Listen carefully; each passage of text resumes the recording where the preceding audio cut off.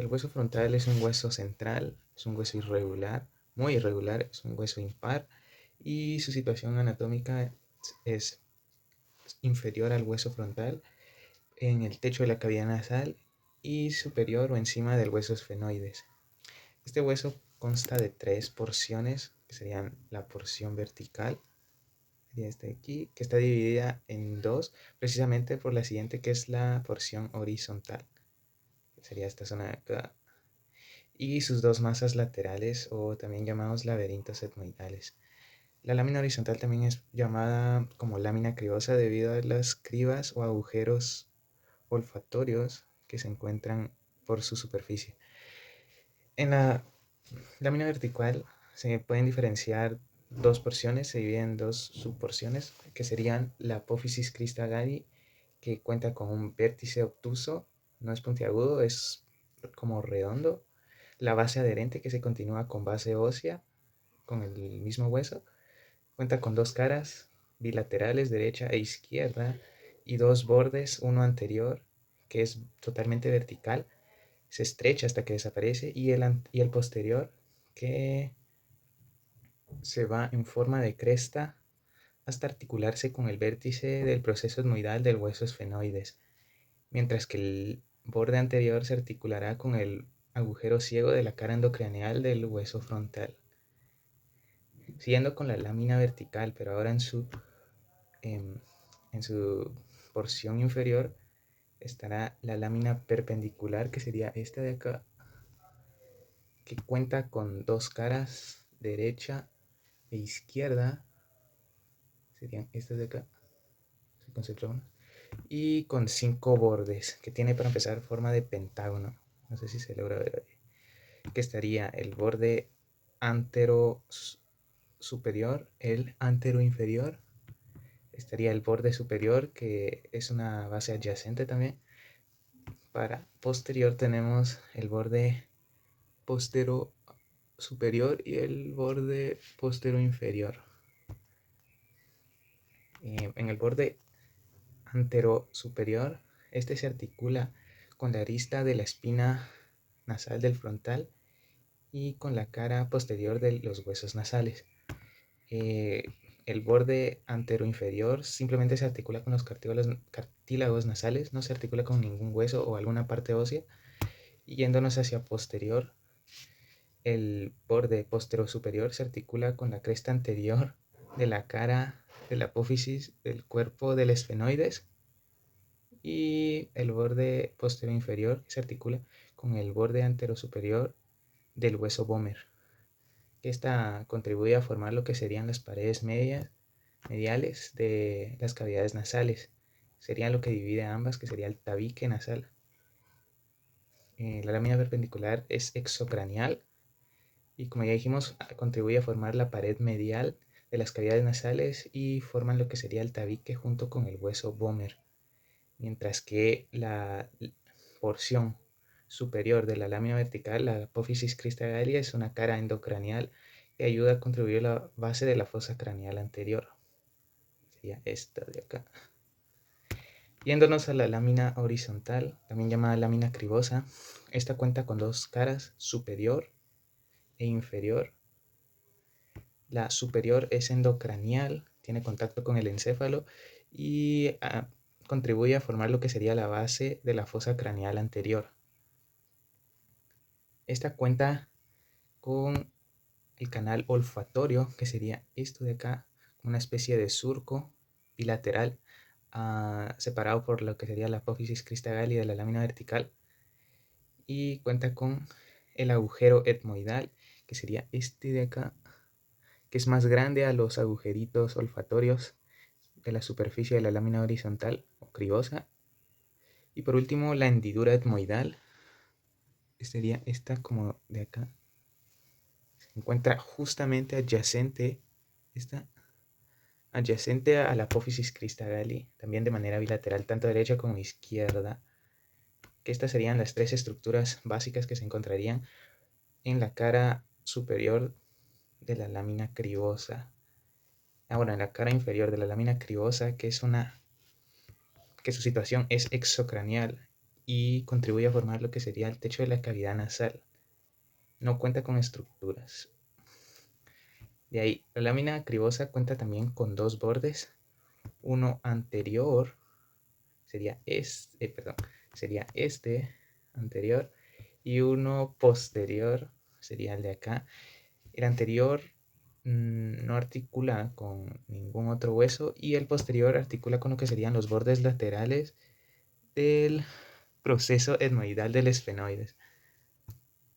Luego, yéndonos a las masas laterales, que serían cada una de estas, también llamados laberintos etmoidales, cada uno cuenta con 6 caras. 6 caras. Son de forma cúbica. Y la primera cara, que es la superior, bueno, tanto la superior como inferior, pues cuentan con lo que serían las hemiceldías o semiceldías etmoidales. Y las 6 caras serían superior, inferior, anterior, posterior, medial, que sería esta zona de acá, y las laterales, que son lisas. Estas no cuentan con, tanto las laterales como mediales no cuentan con hemiceldías o semiceldías etmoidales, son totalmente lisas.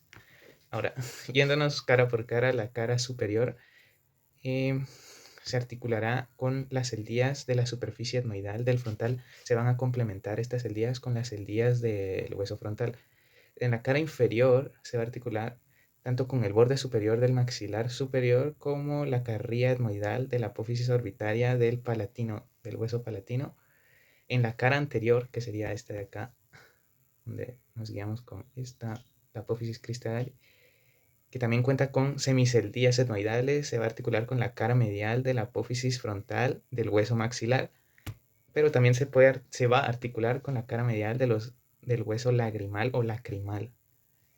La cara posterior de las masas laterales del hueso etmoides se van a articular con lo que serían las celdías de la cara anterior del cuerpo del hueso esfenoides, que estas hemiceldías se van a terminar de complementar con las celdías del esfenoides. Ahora, en la cara medial se van a encontrar varias estructuras como lo son el receso etmoidal, aquí, el cornete superior, el cornete medio, el cornete inferior sería un hueso independiente, ya no forma parte del hueso etmoides. También cuenta con el meato, que sería este espacio del meato superior, que es inferior al cornete superior, el meato superior, y por debajo de lo que sería el cornete medio se encuentra el meato medio nasal. Y el meato medio nasal también ayuda a contribuir lo que sería la apófisis unciforme del hueso etmoides de manera bilateral, tanto derecha como izquierda, y son estas salientes óseas que se ven acá al lado, derivando de lo que sería la cara media de las masas laterales del hueso etmoides, con esta forma de... Bueno, esto es liso. Todas estas estructuras de la cara media de las masas laterales del hueso etmoide son exocranianas y ayudan a contribuir, bueno, ayudan a lo que sería la formación de las paredes laterales de la cavidad nasal, siempre divididas por lo que sería el tabique nasal, que como dijimos era la lámina vertical en su porción inferior, que sería denominada lámina perpendicular del hueso etmoides. Y por último, que sería la cara lateral. Esta ayuda a contribuir lo que sería la pared medial de la cavidad, de las cavidades orbitarias, también llamada cara orbitaria, hueso plano o lámina papirácea, porque es demasiado frágil. Y su situación anatómica es que es una cara exocraniana. Como dijimos, ayuda a contribuir a la formación de lo que sería la pared medial de ambas cavidades orbitarias, tanto derecha como izquierda. Entonces el hueso etmoides va a contribuir a formar lo que serían estructuras de cavidad nasal y cavidad orbitaria, y tanto de manera derecha como izquierda, es decir, es Cuenta con estructuras de manera bilateral. Ahora, todas las caras de la masa lateral, o bueno, todas excepto la cara medial y la lateral, que serían solo superior, inferior, anterior y posterior, no se cuentan como caras exocranianas o endocranianas, pues su situación anatómica es simplemente que son superficies articulares, precisamente porque se articulan con otros huesos o otras zonas óseas, a diferencia de lo que sería una cara exocraniana o endocraniana.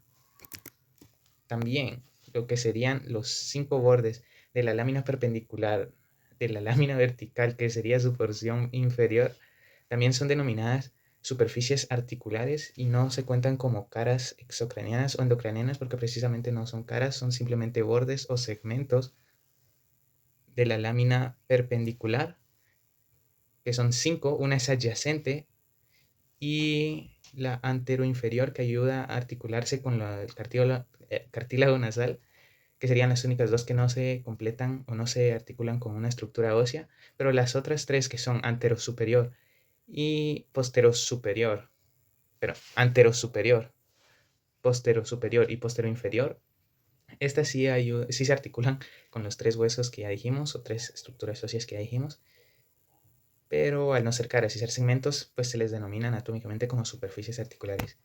Y bueno, ahora para tener una vista general del hueso hecho a plasticina, serían estas con la hendidura etmoidal bilateralmente, el agujero etmoidal que es más grande que los agujeros olfatorios, siempre en este canal olfatorio o surco olfatorio con borde. Por cierto, solo esto es la lámina horizontal, ya esto forma parte de lo que serían las masas laterales o laberintos etmoidales. Laberintos etmoidales es precisamente porque cuenta con muchas cavidades, por decirlo así, que dan una apariencia de laberinto. Venimos en todas las caras. Bueno, aquí sería de manera eh, anterior, que se está rompiendo, con los cornetes nasales y los meatos nasales y las apófisis etmoidales de manera lateral, de manera inferior, bueno, de manera posterior, bueno, en vista posterior, un hueso etmoides en vista posterior. Y listo. Esa sería toda la información sobre el hueso etmoides.